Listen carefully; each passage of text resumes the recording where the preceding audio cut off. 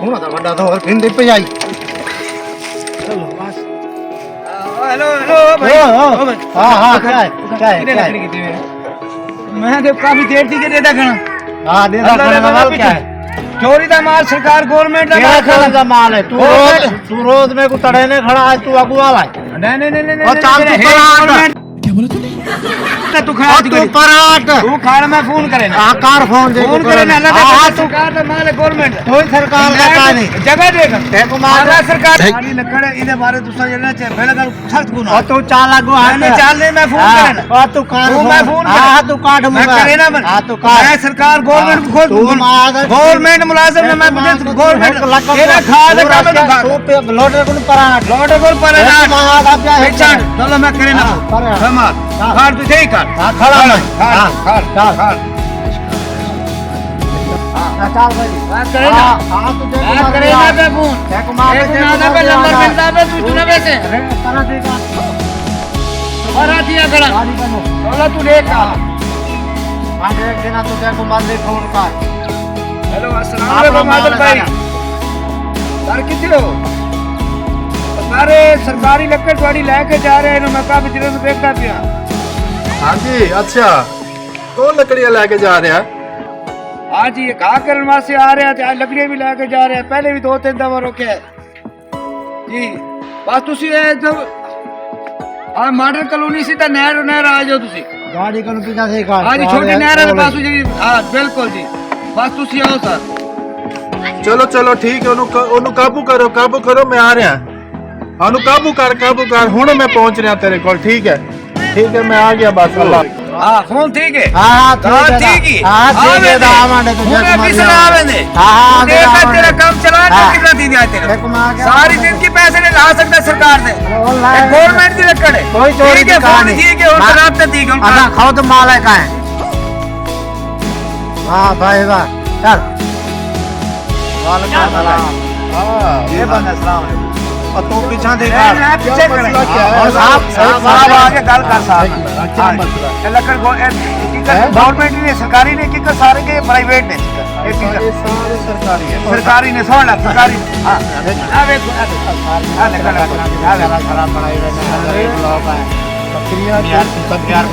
बकरियां कीते जिन्हें से वाले सारे दरख्त ऑपरेशन सरकारी ये घर में कुछ इतना दे रहे हैं कोई चिंते नहीं थींदे हुंदे पर ये जेड़ा ना कोशिश भी करो कि तुम सरकारी ना खपोए वो गाल है तो मेहरबानी करो माफ करो मैं को बना दो नहीं दे विच कोई मेहरबानी सर बड़ी बात तो नहीं की थी सारे ने तुम्हारे खिलाफ बड़ी बात तू तो चुप कर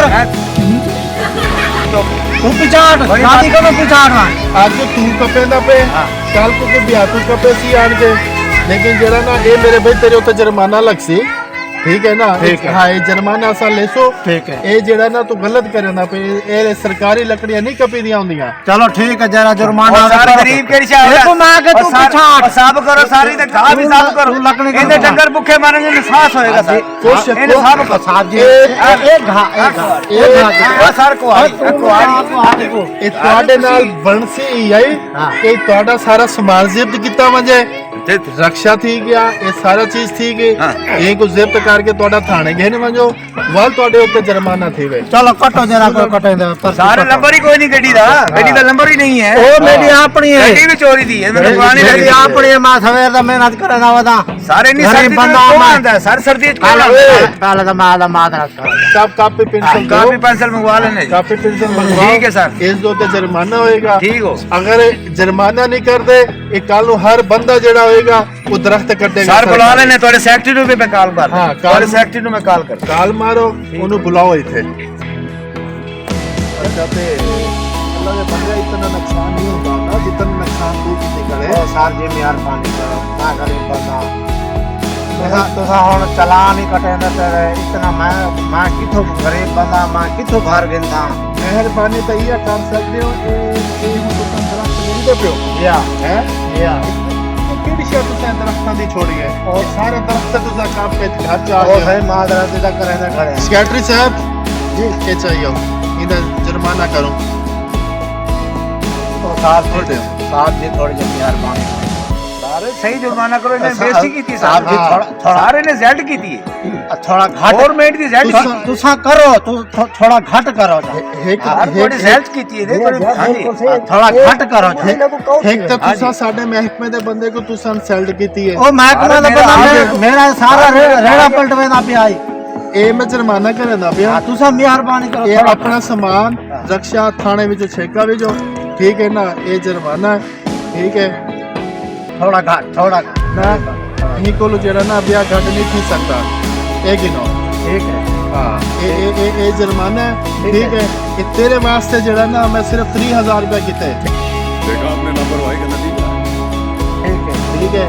ये ऐंदा अगर मसला बन गया ये तेरे उत्ते बड़ा जुर्माना ले तू ये जेल ही ताकू थी सी ठीक है ना ये पाल तो सच को हाँ ठीक है ये जे हाँ ये आज तो बाद ये काम ना थी वे ठीक ये चलो ये जेड़ी जुर्माना है ना ये ड्यूटी के अंदर तू अदा करना है अगर अदा ना किया ये जुर्माना डबल थी वैसी गलती को कैद भी नाल थी वैसी ठीक है जी हाँ ये अपना ड्यूटी के अंदर तू अदा करे से लाजमी ठीक है चलो आओ भाई आओ ठीक हाँ है चलो चलो ठीक है ठीक आ जाओ वाह अल्लाह सैया ए दे रजा दरा दे जी गाइस हमारा वीडियो बनाने का मकसद ही यही था ये देखो ना ये दरख्त अभी माशाल्लाह फुल खड़ा हुआ है कितना प्यारा दरख्त लग रहा है कोशिश करो कि चाहे सरकारी दरख्त है उनकी हिफाजत करना भी हमारा काम बनता है कि सरकारी दरख्त ना ऐसे काटें कोई अक्सर वो हर टाइम तो नहीं होते यहाँ पे अगर उसको पानी की भी ज़रूरत है सरकारी दरख्त को तो हम उसको पानी भी हमें लगाना चाहिए क्योंकि इसका फ़ायदा सबका है सिर्फ हुकूमत का फ़ायदा नहीं होता है इसके अंदर सबका फ़ायदा होता है तो इसीलिए जो है ना सरकारी दरख्तों की हिफाजत करें ये हमारा काम सबका काम बनता है बाकी अगर वीडियो अच्छी लगे तो हमारी वीडियो को लाइक करो शेयर करो सब्सक्राइब करो अल्लाह हाफ़िज़।